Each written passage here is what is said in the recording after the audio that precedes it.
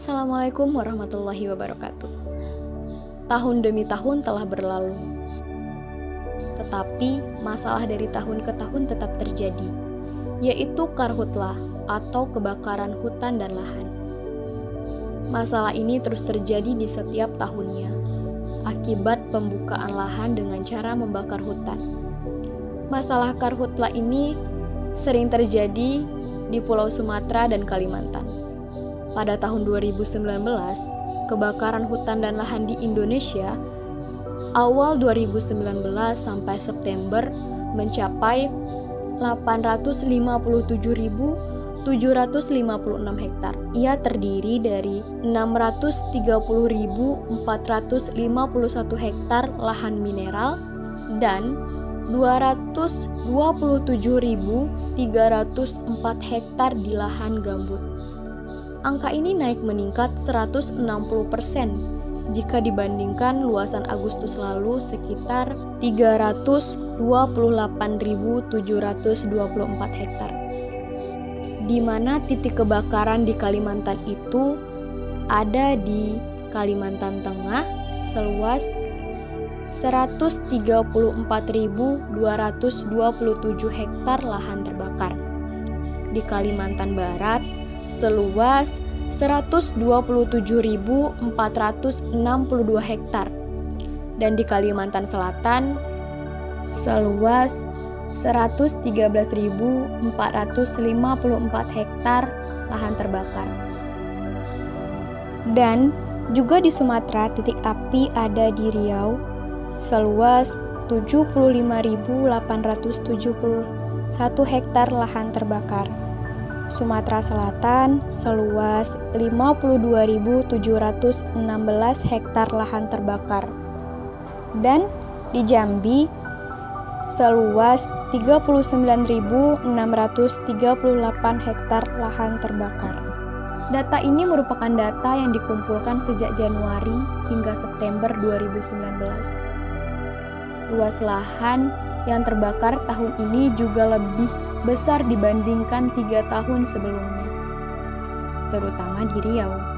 Pada tanggal 9 Agustus 2019, BMKG Pekanbaru merilis ada 39 sebaran titik panas pada level confidence 70%. Sebaran titik panas ini terdapat di Kabupaten Bengkalis sebanyak 1, Kampar 1, Palalawan 2, Rokan Hilir 1, Siak 4, Indragiri Hilir 14, Indragiri Hulu 16. Di mana dampak dari karhutlah adalah tercemarnya udara, di mana asap pekat yang membuat udara menjadi tidak sehat yang dapat menyiksa kesehatan masyarakat.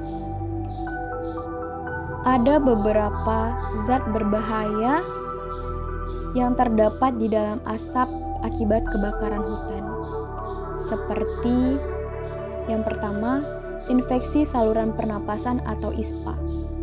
Walaupun penyebabnya adalah virus, paparan kabut asap yang intens dapat melemahkan kemampuan paru-paru dan saluran pernapasan untuk melawan infeksi, sehingga meningkatkan risiko seseorang terkena ISPA, terutama anak-anak dan lansia. Yang kedua itu asma. Salah satu penyebab asma ialah buruknya kualitas udara. Kabut asap akibat karhutlah membawa partikel berukuran kecil yang dapat masuk ke saluran pernapasan dan mengganggu sistem pernapasan. Partikel ini dapat membuat asma muncul atau bertambah parah. Yang ketiga, penyakit paru obstruktif kronik atau PPOK. PPOK merupakan penyakit radang paru. Salah satu jenisnya ialah bronkitis. Kabut asap dapat memperburuk kinerja paru-paru dan dalam jangka panjang dapat memunculkan PPOK. Yang keempat, penyakit jantung. Kabut asap mengandung partikel mini yang dikenal dengan PM2,5. Saking kecilnya, partikel ini bisa masuk ke saluran pernapasan, jika terus-terusan terpapar. Penelitian menunjukkan seseorang dapat mengembangkan risiko penyakit jantung dan stroke.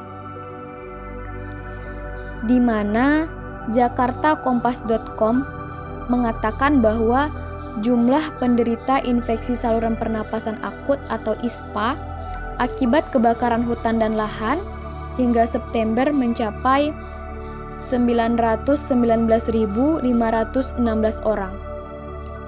Hal itu diungkapkan pelaksana tugas (PLT) Kepala Pusat Data Informasi dan Humas Badan Nasional Penanggulangan Bencana (BNPB) Agus Wibowo di Gedung BNPB Jakarta Senin 23 September 2019.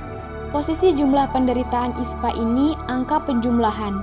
Kita bisa lihat akumulatif Februari sampai September 2019, 919.516 orang. Ungkap Agus.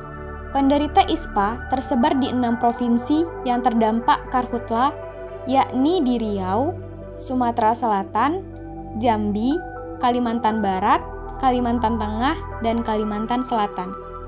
Sudah banyak sekali yang menderita akibat kabut asap ini.